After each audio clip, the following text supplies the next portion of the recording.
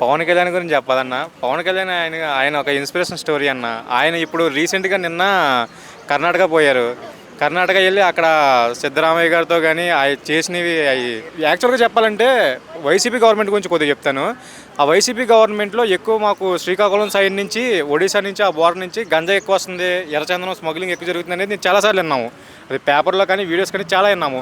కానీ ఈ సమయంలో కర్ణాటక బోర్డర్ బళ్ళారిలో ఈ ఏరియాలో చాలా ఎర్రచందనం పట్టుకున్నారు ఎవరో కర్ణాటక పోలీసులు. ఇప్పుడు పవన్ కళ్యాణ్గా ఒక స్టేట్మెంట్ ఇచ్చాను నిన్న. ఆ ఎర్రచంద్రాన్ని వెనక్కి తీసుకొచ్చి స్టేట్ క్యాపిటల్ పెంచుతామని. అంటే అంతకుముందు నాయకులు ఎవరైనా పక్కన పెట్టిండు, ఆ డబ్బులు వాళ్ళ జేబులకు వెళ్ళినాయి, ఎవరి జేబులకు వెళ్ళినాయి మాకు తెలియదు. ఇప్పుడైతే అవి ట్రెజరీకి వస్తున్నాయి, రాష్ట్ర ట్రెజరీకి వస్తున్నాయి. సో ఆయన మార్కు మేము అవసరం లేదు. పిఠాపురంలో కానీ ఇప్పుడు పిఠాపురం ఒక గ్లోబల్ హబ్ కింద తయారవుద్దామని భయం వేస్తుంది మాకు. అది భయం అంటే అది ఒక హ్యాపీగా ఉంది. మాదే పక్కనే రాజమండ్రి మాది. సో ఇప్పుడు నిన్న ఇదే సందర్భంగా పవన్ కళ్యాణ్ కొన్ని వ్యాఖ్యలు చేశారు. ఎవరు దాన్ని బన్నీకి చేశారని వక్రీకరించి మాట్లాడుతున్నారు. నిజంగానే బన్నీపై ఆ విధంగా పవన్ కళ్యాణ్ చేశారంటారా, లేదా అనుకోకుండా మాట్లాడి ఉంటారా?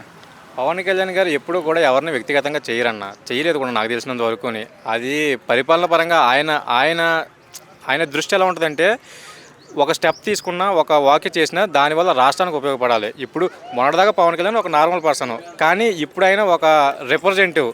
అది రాష్ట్రానికి డిప్యూటీ సీఎం అంటే మాటలు కదన్నా. సో ఆయన ఒక వ్యక్తిని బేస్ చేసి మాట్లాడితే నేను అది అంత పట్టించుకోవాల్సిన అవసరం లేదు.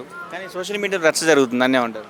సోషల్ మీడియా గురించి ఏముందన్న ఇప్పుడు జరిగే సంక్షేమాల గురించి కూడా ఇప్పుడు వీళ్ళు వచ్చి 2 నెలలు అవుతులేదు, ఇంకా అమ్మఒడి ఎత్తలేదు. ఎంతమంది పిల్లల కంటే అంతమంది పిల్లలు వైసీపీలో అవ్వచ్చు, ఇంకా సంథింగ్ ఏదో సోషల్ మీడియా అవ్వచ్చు, వాళ్ళ రచ్చరచ్చ చేస్తున్నారు. అవి కామన్.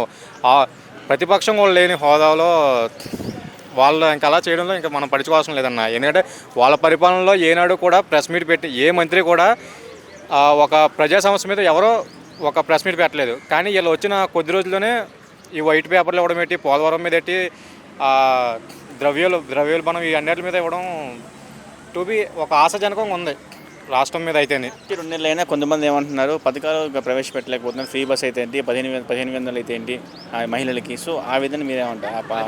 అదే అన్న, ఇప్పుడు వచ్చినప్పుడు ఎవరో చేశారు కదా, 2 నెలలు మాత్రమే అయింది. మేము చెప్తున్నాం 2 నెలలు మాత్రమే అయింది. ఇప్పుడు వాటి మీద ఒక వైట్ పేపర్స్ అన్నిటి మీద రిలీజ్ చేస్తున్నారు. వాటి మీద ఒక గైడ్లైన్స్ రూపొందించి చెప్తామని చెప్తున్నారు. ఇప్పుడు నోటిఫికేషన్లు ఉన్నాయన్న, అది దిక్కుమొక్కు లేకుండా వదిలేశారు లాస్ట్ ఇయర్ నోటిఫికేషన్లో.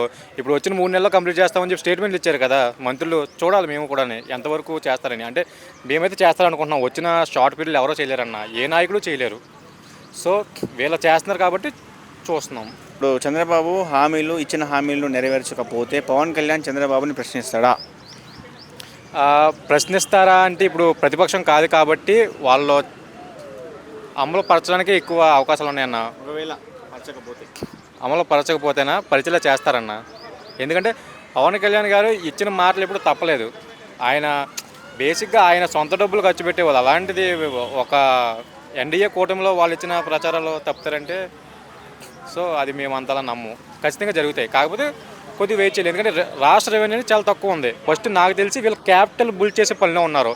సో అది అయిన తర్వాత కొద్దిగా ఏదైనా 2-3 కంపెనీలు వస్తే దాని మీద ట్యాక్స్ జనరేట్ అవుద్ది. ఆ ట్యాక్స్ జనరేట్ అయినప్పుడు ఈ పథకాల పట్ల ఒక అవగాహన వస్తుంది. ఎంతవరకు ఇవ్వాలి, గైడ్లైన్స్ ఏమైనా ఇస్తారా అవన్నీ.